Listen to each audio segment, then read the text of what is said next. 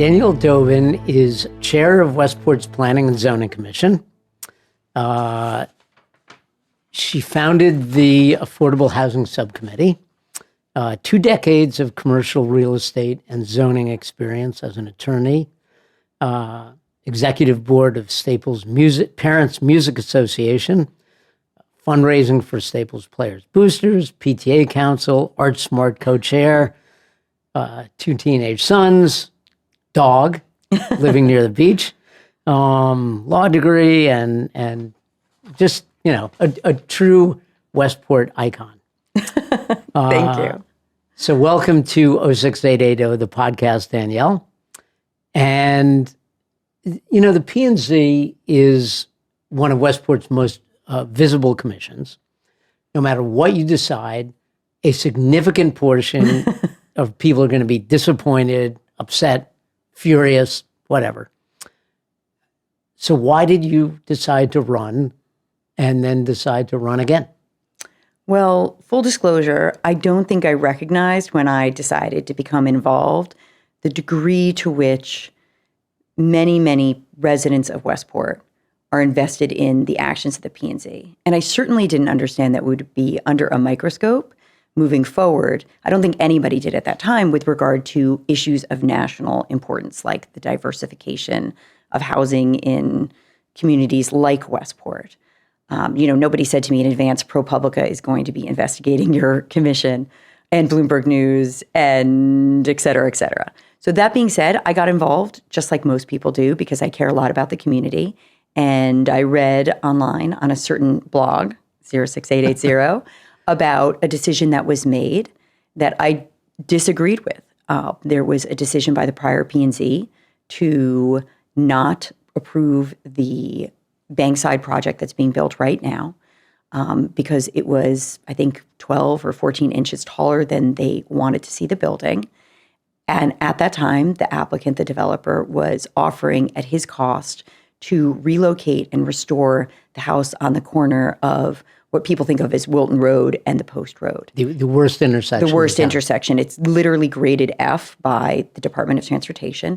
If the house had been moved and restored, a left turning lane would have been created by the Department of Transportation. And one of the worst intersections in Westport would have been, the traffic at that intersection would have been alleviated. Instead, by choosing to deny the project, I think for the wrong reasons, the then P&Z Commission institutionalized the worst traffic in Westport, which is saying something because there's a lot of bad traffic in Westport. And when I read about that, I felt as though there was a disconnect between our values as a community and taking a large perspective, a broader perspective, versus focusing on, minute little issues that derail really good ideas from happening. And when an opportunity arose because of a resignation of a different Democratic commissioner on the P&Z, I submitted with the encouragement of some other members of the P&Z to get involved.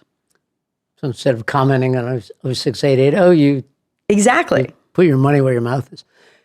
So what makes a good planning and zoning commissioner? What are the qualities that you need? A very thick skin, because planning and zoning issues involve people's homes. And leaving aside the fact that for most people, or many people, their home is one of their largest financial investments that they make in their life, it's also the most emotional of investments. And people care a lot. And Westport is filled with people who had a choice of communities to move to. And they chose Westport, and they care a lot about ensuring that Westport remains this, for them, for many people, for me, this shiny city upon the hill. And when planning and zoning commissioners act, there's always a disconnect in terms of how different aspects of the town interact. There's the Board of Finance, the RTM, the P&Z, the Board of Select Women. There's misunderstandings sometimes by people about who's in charge of whom, but P&Z operates generally, unilaterally with regard to P&Z related issues other than a certain really prescribed level of oversight with regard to certain decisions only from the RTM. And that means that it is a very important position where members serving really need to connect with different neighborhoods, understand traffic, understand infrastructure constraints, really think about values. What sort of community do we want to be? How do we provide opportunities for other people to live here? Do we want to do that? And if so, how do we do this thoughtfully? Also, a huge part of planning and zoning is economic development. For many years, economic development, particularly downtown, was, I like to refer it as to the nanny state of restrictions and regulations in Westport. And there was a great desire to preserve what is so wonderful about our Main Street, but taken too far, that level of restriction really kept Westport from being a desirable place for retailers to open, and where small retailers particularly, could thrive because of the level and the number of applications, commissions, restrictions, et cetera. So kind of cutting through that red tape is really important. So it's critical that P&Z commissioners understand. We talk a lot about community and housing and traffic, but we need to think a lot about economic development, because if we don't, it won't happen. So you're really talking about a lot of hard skills and soft skills. You're talking about residential, you're talking about commercial. Really the P&Z covers the waterfront and literally the waterfront as well, because of the coastal area management regulations. Basically, everything that takes place on a waterfront comes in front of the commission in one way or another. And it's so important to be sensitive to our coastal resources. And layering on top of all of those topics you just mentioned, of course, is climate change. So resilience in the face of all of these storms, which has really changed the way I think that most P&Z commissioners think about drainage. We're all trying to play catch up because we are not drainage engineers. And then also about how do we incentivize green building technologies? How do we make Westport a greener place? And you mentioned water. I mean, we have a lot. We have the Long Island Sound. We have Saugatuck River. We have marshes and ponds, and a lot more water than people realize. Not only those are actually the areas that most people recognize. One of the features in Westport that makes Westport feel so different than so many other communities are the brooks and the culverts that are running all over town that are nowhere near rivers. For example, if you are driving up Colony, if you are near Long Lots, if you're on High Point, there are these really beautiful brooks running behind people's houses that become raging rivers during storms. And if there's one obstruction anywhere in the line, everyone can be impacted. And there's this series of drains that runs down to the Sound or down to the river that are often private. There are old farmers' drains that run under people's yards. There are these culverts. So it really, there has to be a community response and an acknowledgement of the drainage challenges, or we're going to continue to have, more and more issues. And I know with the Kowalski property on South Morningside. So I'm not going to talk about any.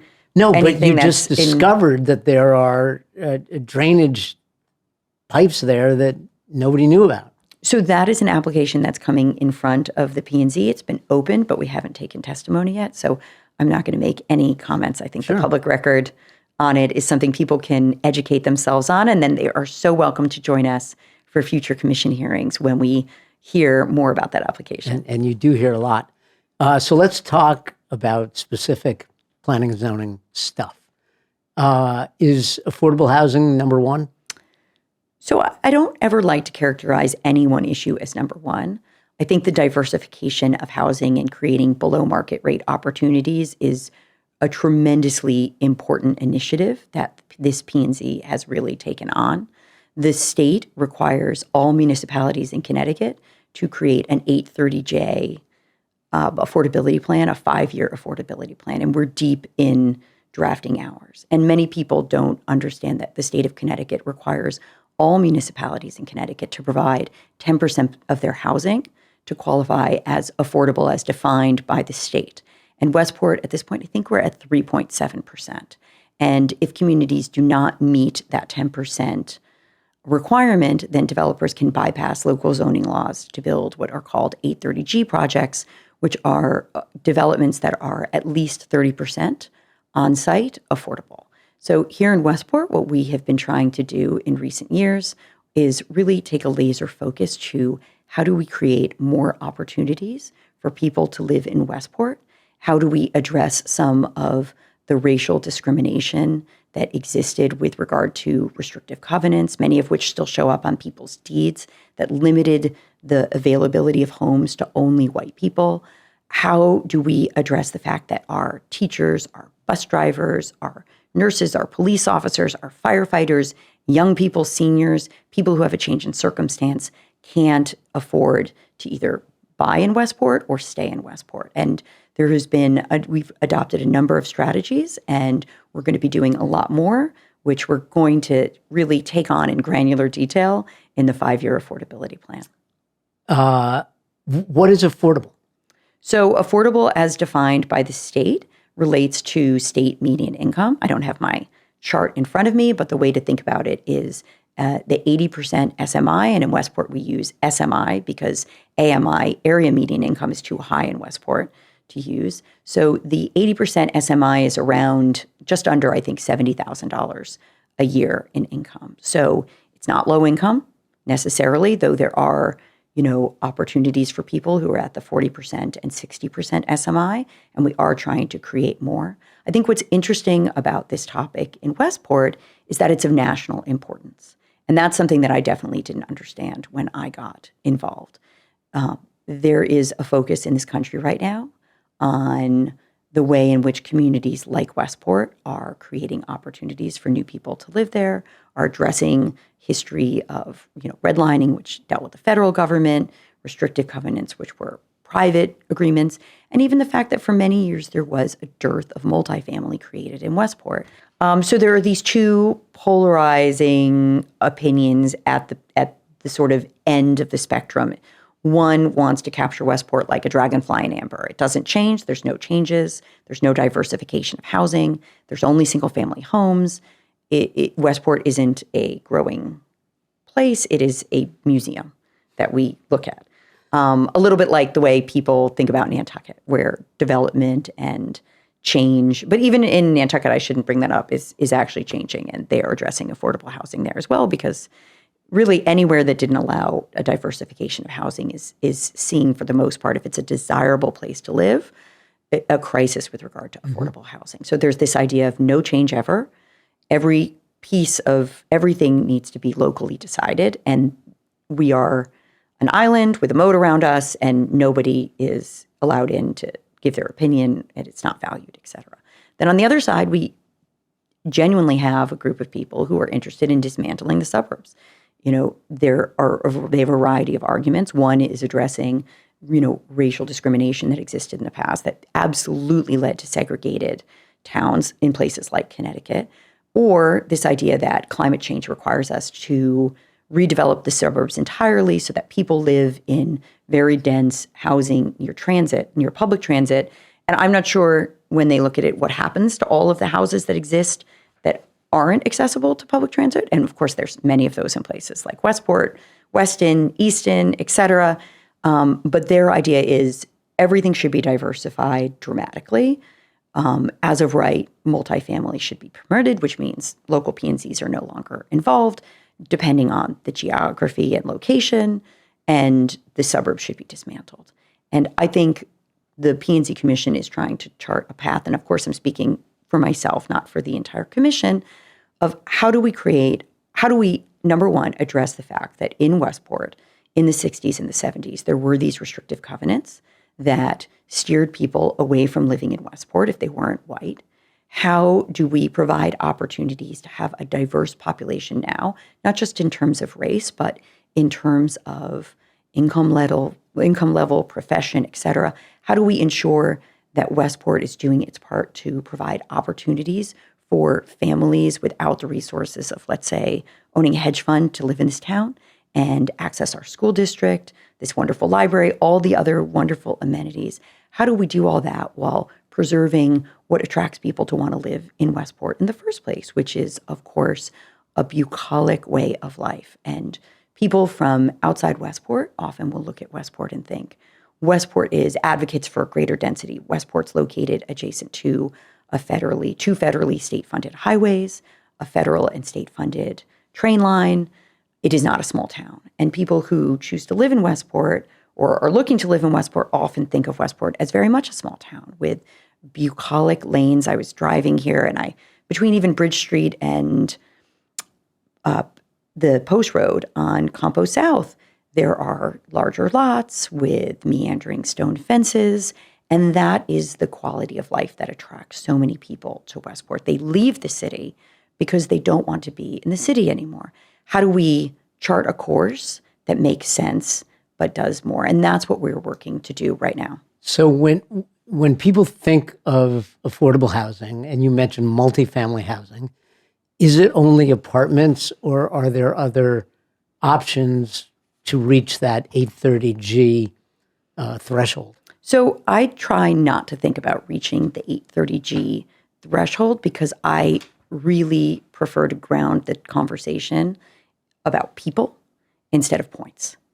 I think when we reduce housing options to points for 830G, we leave out certain people or certain ideas, and I don't want to do that. For example, we can maximize points potentially by doing a lot of studio apartments in a building instead of doing 3 bedrooms because we'll create a lot more apartments. Even though family housing receives a few more points, it wouldn't make up the difference necessarily in space, but then we're not creating any opportunities for families with children to move to Westport, which I think is something important that we need to do, especially since so much multifamily in the past was deed restricted for seniors, which meant that families with children couldn't live in that housing.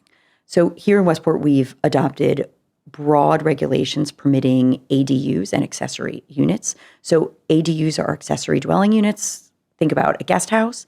Those were always illegal.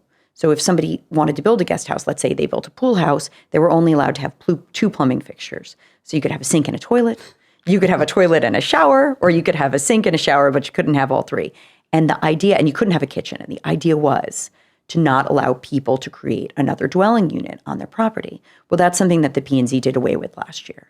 And now ADUs, guest houses, or accessory apartments, which is when somebody takes a portion of their house, let's say their 3rd floor or their basement, and they turn it into an independent apartment, are actually permissible with very simple administrative approval everywhere in Westport. So that's one change that really diversifies the opportunities for housing in every neighborhood in Westport. So even if somebody lives on 2 acres in Coleytown or Longlots, they can create an ADU with a footprint of 1,000 square feet. So it could be up to 2,000 square feet if it's 2 floors, and literally create almost a second house on their property. Really, what is a second house on their property?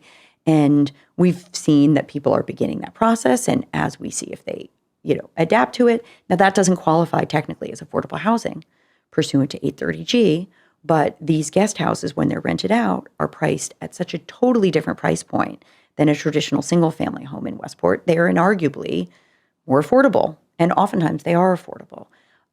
We are also looking as a part of our plan at different town and state-owned properties throughout Westport and how those can be redeveloped and how that housing can be deed restricted. So we're trying to. What are some of those properties?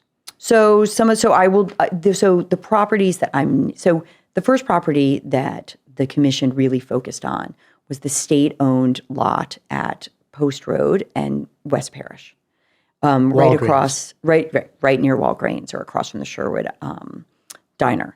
Now, that property is used by the Department of Transportation as a staging area. It's really important to them. It's really important to state operations.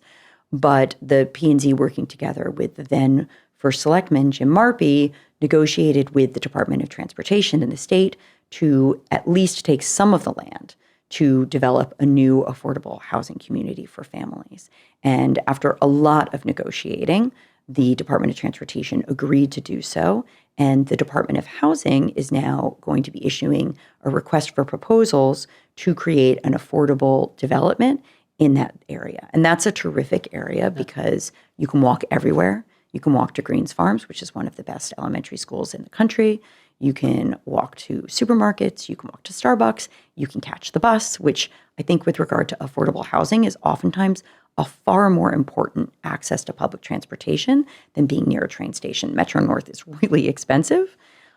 So that's something that's really positive that's going to be a part of the plan. And again, this is the Planning and Zoning Commission working through the Affordable Housing Subcommittee with other parts of the town to purposefully create opportunities for families. And the RTM and the Board of Finance agreed to support the First Select Woman's request for some of the ARPA, the American Rescue Fund's money, to actually fund a feasibility study to assist this project to move along. So with regard to change, Westport before was a place where oftentimes we were perceived as trying to obstruct housing.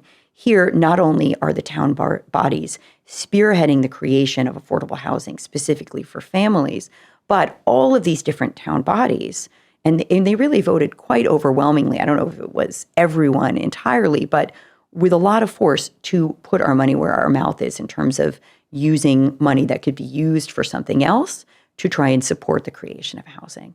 And then in addition, there's obviously the cottages at Longshore, which are not deed restricted, which certainly need to be renovated. That's a possible opportunity.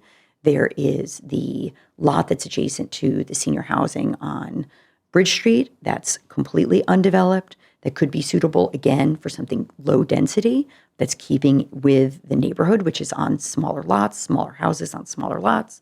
There is, there's a number of them. The Linksweiler House, which is located next to McDonald's. This is, I think, another really good example of how the culture in Westport has changed around this issue. When Homes with Hope, I think 8 or 10 years ago, had a proposal to restore the house, but create new housing adjacent to it that would be deeply affordable. There was a huge outcry. Now, I think many of the same people that were opposed to that project would be involved in crafting, an addition that would ensure that that Linksweiler house would be restored and maintained, but that we would also have the opportunity to create more density in a really terrific location, potentially for housing for people who lack cars. But the project I want to be sure to mention that is really my favorite of everything that we've been able to accomplish is the redevelopment of 136 Riverside. So that is an old Victorian home that had really fallen into disrepair. It's the one right adjacent to next to Saugatuck Saugatuck. And using off-site affordable dollars from the adaptive reuse of the old mill on Richmondville, we are able to create, as a town, deeply affordable housing for adults with special needs, so that people both from outside of Westport and people who grew up in Westport who right now need to relocate can find this opportunity to live in what are called micro units, where adults with special needs can live in their own bedroom with their own bathroom and have a kitchenette, have the dignity of preparing their own breakfast if they want to, privacy, et cetera, but also all the benefits of living in a home with other people, with that group kitchen and the dinners, et cetera, in, again, a really lovely location. Fascinating stuff all over town, downtown. So the P&Z is not just residential, it's commercial. You want to talk about downtown and some of the issues there? Sure. So the past P&Z made great use of creating a village district overlay zone, which protects the aesthetics downtown to ensure that our New England energy and vibe is preserved. The problem is a lot of the restrictions went too far, and it became more and more difficult for both small businesses and even big businesses to want to relocate to Westport because the runway to open a store was fraught with multiple approvals from different commissions and boards and far too much time for people to want to invest here. So what we looked at doing as a commission was cutting down on the red tape, which we were able to succeed in doing. And a lot of the new stores that have opened came in immediately after that change. Something else that we looked at was expanding outdoor dining exponentially, with the idea that creating lively, public, private areas where people could see and be seen and eat and be outside is going to attract people downtown. We also looked at we changed the laws recently to allow for second floor retail, which has really paved the way for some terrific mom and pop style businesses, independent businesses. I know that you recently covered the new tattoo. Female owned tattoo parlor. I don't even want to call it a tattoo parlor. I'd call it a tattoo salon that opened. That's beautiful. That was, until we made that change in the law, illegal, and illegal use downtown. And I don't think that was serving anybody. We've also looked at being a lot more flexible in terms of the size of stores so that retailers don't feel as if they want to open a large experiential store. For example, Anthropologie in Westport, which is the Anthropologie flagship in the entire United States, that they need to go to a different town because only Anthropologie gets that opportunity here. So recently, we adopted a text change as a commission that allows, with a special permit, stores to be over 10,000 square feet to accommodate more flexibility in the regulations. And of course, the outdoor dining. Expanding outdoor dining exponentially, which has been a real focus of this commission, has made a tremendous difference, not just downtown, but all over town. And I think that Westport has become a dining destination throughout the entire region. And I hear personally from restaurateurs on a very regular basis thanking us and talking about how the thriving restaurant scene in Westport relates so much to all of these changes in zoning. And I think changing the tone at P&Z to work collaboratively with retailers, with restaurateurs to create more vibrancy has made a difference. And then you have all these terrific organizations like the Downtown Merchants Association and the library, frankly, which is really a very important member of the downtown community, working to create this terrific sense of vibrancy and activation and energy downtown. So what have you learned on the P&Z about Westport and Westporters? So much. Well, with regard to Westporters, I have learned that people are really open-minded, and that when it comes to difficult issues like diversifying housing, the vast majority of people in Westport have been tremendously supportive of the almost 650 units the P&Z has approved or permitted since 2018. And that is an explosion in the amount of multifamily. Now, from people who are outside of Westport who are critics of our approach, they very much feel like we're doing too little. But I'm always amazed when I have conversations with Westporters and they say, I used to think, we're allowing too many apartment buildings. There's too many apartment buildings. But, now I see, my child is friends with somebody who lives in that building. Or I, have a friend that lives there. Or my friend got divorced and she was able to stay in Westport because she moved there. Or, I have this young family moving from the city and they're able to rent here and it's so wonderful. And our principal lives in that building over there. Or everybody adores Will Haskell, or most people do. Will Haskell is able to live in Westport because he lives in an apartment building in Westport. And I think the dynamic, that type of community support is tremendous. And I really felt it during the election when the team I ran with, who was really responsible for spearheading a lot of diversification in housing in Westport, was reelected, with such enthusiastic public support. And that to me says so much about Westporters. We are painted oftentimes when, as part of a politicized agenda as being a closed off community. But the truth is, we have many people that come to our meetings to speak out in favor of multifamily. Recently, we had a zone change to allow a multifamily building adjacent to a really cute road, Colonial, and the neighbors showed up, by and large, to be supportive of the redevelopment of the project. Adjacent to Cottage Lane runs behind the old Rogers septic system. When we had the approvals process for the Rogers septic redevelopment into 32 units of multifamily, so not a small building, the Cottage Lane folks were in favor of that application and came out to speak in favor of the redevelopment. And I think that participation of local Westporters in favor of creating multifamily is something that gets missed a lot in the larger media landscape. But it's something that, always impresses me when I see it. But there's also the other side, which always talks about, among other things, the T word, traffic.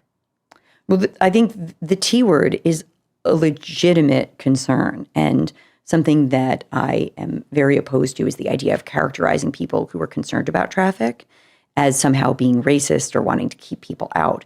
The traffic in Westport is horrific. Unfortunately, Waze and other mapping apps take people off of 95 and off of the Merritt, both of which run through Westport, onto our local streets. And this is a problem where we're not alone. This is happening up and down 95. They have the same problem in a lot of areas of Bridgeport or a lot of areas of Greenwich as we have here. So it doesn't really matter what community you're in. There are tremendous traffic issues because of Waze. In addition, of course, we have so many people who were commuting to the city. But if you look at our train parking lots, they're almost empty.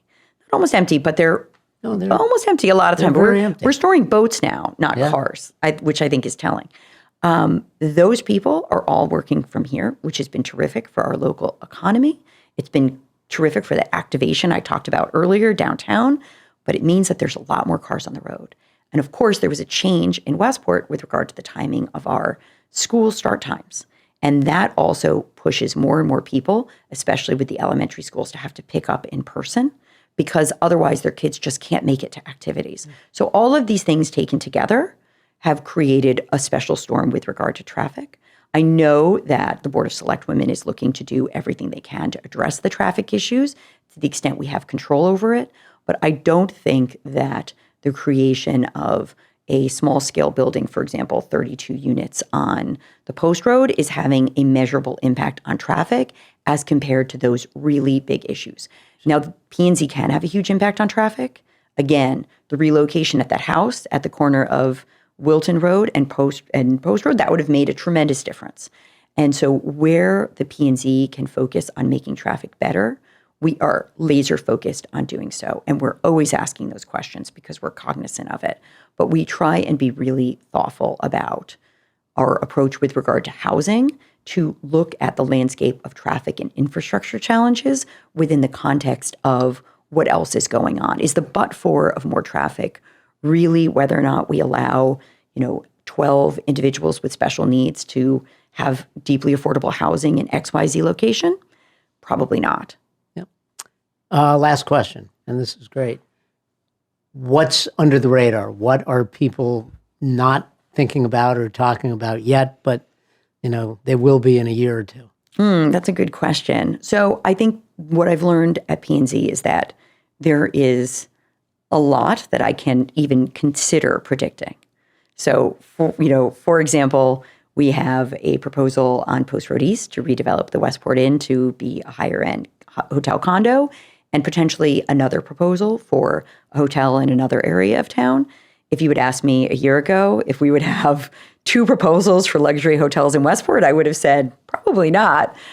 So I've learned enough to know I know very little about what to expect down the pike. So first and foremost, with regard to zoning, there's a powerful lobby on the state level that is looking to dismantle the suburbs the way that we think about them and to truly permit, as of right, multifamily development in large areas of the suburbs that remove the local control that people in places as diverse as, Westport to Bridgeport, really like to maintain for themselves.